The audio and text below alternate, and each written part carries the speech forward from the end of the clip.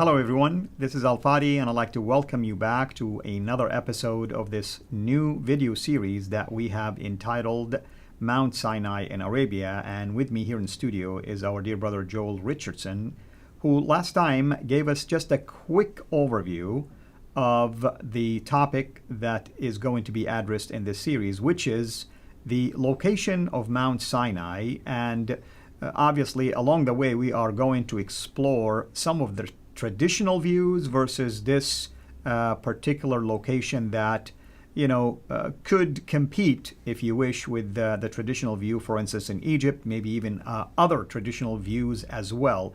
But all that to say is that Joel is going to present to you compelling evidence from the Bible and from outside the Bible why he believes, and why I personally was sold on that idea, that this particular location in northwestern Arabia possibly is the location of the real Mount Sinai. Joel, welcome back. It's good to be back. Yeah. So I think you need to continue with your endeavor in terms of how you ended up going to that particular location of this mountain, which is in northwestern Arabia. Now, there is something going on over there by way of building a new town or new city, right? Yeah, much more than just a town. Yeah. It's an amazing development of monumental proportions. So, of course, most are somewhat familiar with the name Crown Prince Mohammed bin Salman. So within the kingdom, this is a huge development. Obviously, when one king dies, it's transferred to another segment of this the Saudi royal family, which, of course, over the generations now, I believe it's 50,000 some odd people or so. It's a large family with many different branches. Well, this young, fairly reformist crown prince is now positioned in the place to become the next king. When the present king, and I'm not sure he's in his 80s presently, that's his father, when he passes on, this young guy in his early to mid-30s will be the new king. And what that means is he should be king for a long time. Now, as I said, he's a reformer. And so he's recognized the simple fact that the kingdom cannot exist long-term solely on oil wealth. Right. There's the need to diversify the economy. And so one of the sectors that he's wanted to diversify is with regard to tourism, as well as biotech and science and all of these things. So he has this incredible plan to build this city. So I've got a little map here that kind of outlines this project. Now, it's called NEOM. It just simply means new. And if, again, most Americans in particular tend to be pretty map illiterate. So I've got a bigger map here that you can kind of zoom out. And you can see the region of NEOM. This is the size of the entire state of Israel. Okay? Wow, okay. So this is much more than just a city. So essentially what they want to do is build Dubai on steroids. Dubai on a lot of steroids. They want to create the most cutting edge biotech, science, green city on the Red Sea with snorkeling and resorts, and they want to draw all kinds of employment here from all over the world. Okay, so it's a very ambitious project, and that's fascinating, okay? And right in the middle of it is Jebel al-Lawz, which, again, I believe is the real Mount Sinai. And Jebel al-Lawz that you consider to be the one that we will be addressing. Yeah. Yes. And it just, from the perspective of God's sovereignty, we know that God is in control of all these things. We know he's in control of the timing of this. It's just fascinating that at this moment in history that along comes the crown prince, and he wants to build this megacity, this ambitious project, and right in the middle of it is Mount Sinai, which, again, from a biblical perspective, Mount Sinai and the covenant that took place there, the Exodus itself, this is not just one more in a series of Bible stories. It's not like, from Christians, we kind of learn about these things in Sunday school, and we kind of categorize the Old Testament. Well, you've got the Exodus, you've got the story of David and Goliath, you've got Samson and Delilah, you've got all these Old Testament stories, and we just kind of categorize them.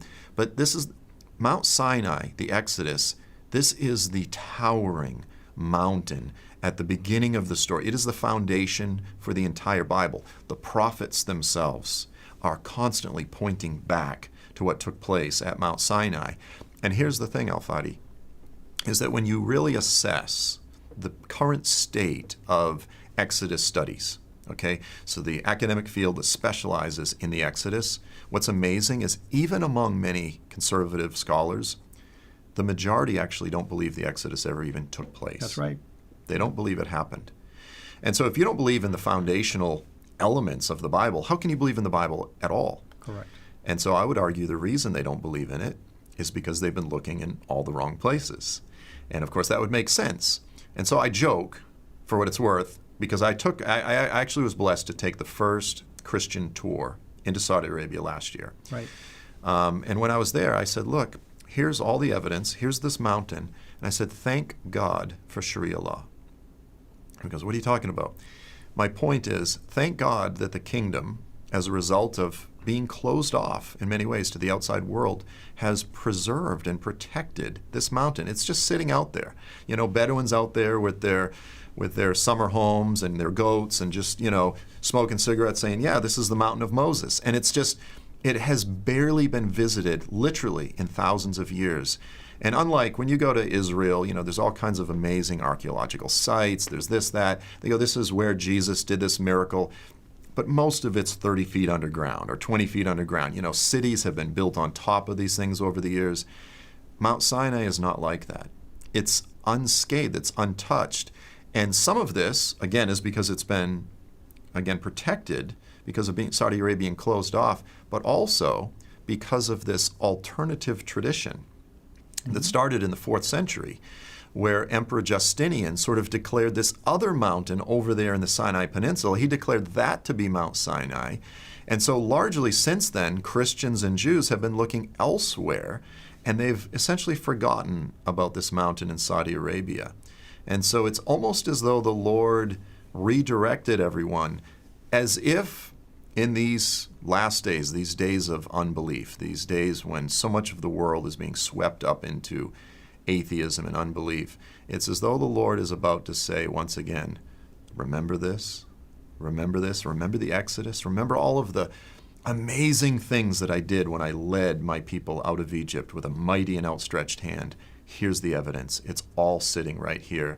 And I believe that's what's going to happen even within the academic community. When they look at it, it is undeniable. Over the next decade, this is going to become the single greatest sacred biblical archaeological site in history. Which will corroborate the biblical account of the Exodus anyway. I mean, even if you're a doubter, now you have to wrestle with the evidence. Yeah. So I've got another map here. And again, this is for the Americans. So when we look at this map, let's say the slice of pizza-shaped peninsula, okay, the Sinai Peninsula, that's owned, it's presently governed by Egypt, okay? The triangle that I've got down there, the black triangle, that's the traditional site of Mount Sinai. Tourism, you know, tourists, they're going to go there. And for what it's worth, you have St. Catherine's Monastery. That was built by Emperor Justinian. There's a lot of incredible biblical manuscripts and history that's been preserved there over the years. It's an important place, but it's not the real Mount Sinai. There's no biblical, there's no traditional, there's no archaeological evidence at all. It's purely, really tradition that didn't even develop until the 4th century.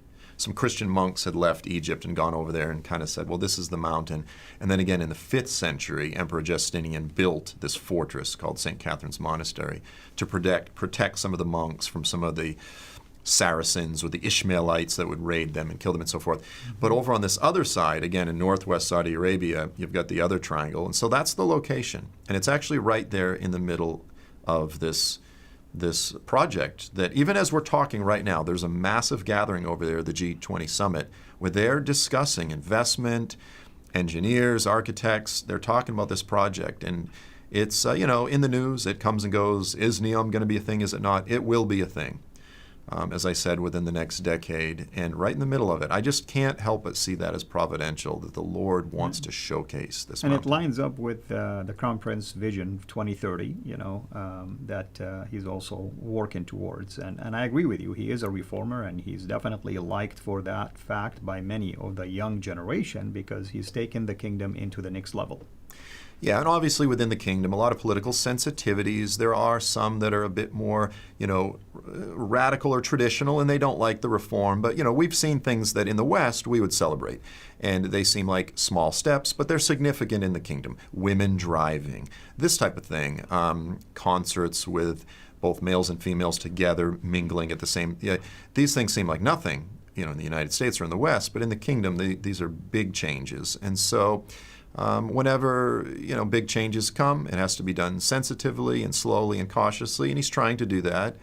But a big part of it will be this development. So sure. Tell us about the next episode. What is it that we are going to venture into in relationship to the traditional location and this alternate location?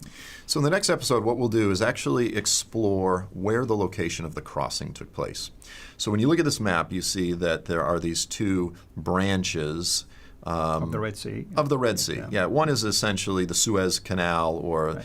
And the other side is what we traditionally call the Red Sea. And so within academia, among, again, biblical archaeologists, biblical Old Testament scholars, there's this tremendous debate. Where did the Lord split the Red Sea? Where did that take place? Was it over there on the western branch, closer over, obviously, over to Cairo, or is it over there by Eilat and Jordan and Saudi Arabia? And we'll discuss what the Bible has to say about that, because that really does determine, that issue alone is enough to determine where the real Mount Sinai is. Very good. Exciting, and we're looking forward to it. So thank you, brother, for the hard work that you've done.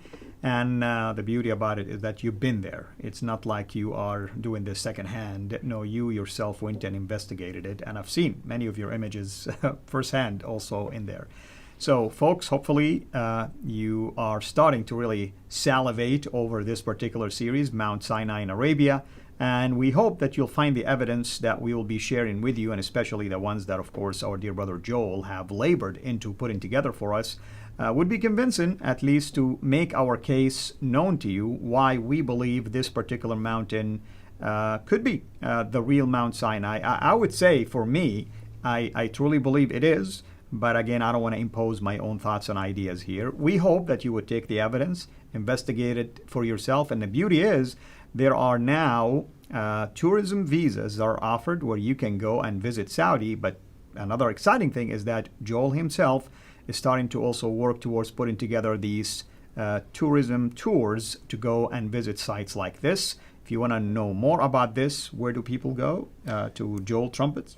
Joel'sTrumpet.com. Yeah, Joel'sTrumpet.com, where you can also explore some of these future packages. Obviously, with COVID this year, unfortunately, many of these scheduled tours have to be rescheduled. So thank you, brother, again, for doing something like this, which is going to be an exciting endeavor for many Westerners who hear about Saudi and the land of Arabia, but they've never been there. And I think it's going to be an eye-opener for them. It's amazing. So thank you for promoting my country. Thank you.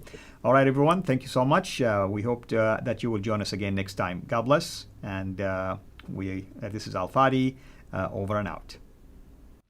Thank you so much for taking the time to watch this video. We can't make these quality videos without the help of partners like you. So please consider becoming a Patreon supporter today at patreon.com/Sira International. I want to make sure you always get notified when we release a new video. So please click the bell to be notified, and of course, make sure to subscribe to this channel. If this video was helpful to you, please click the thumbs up. Thank you.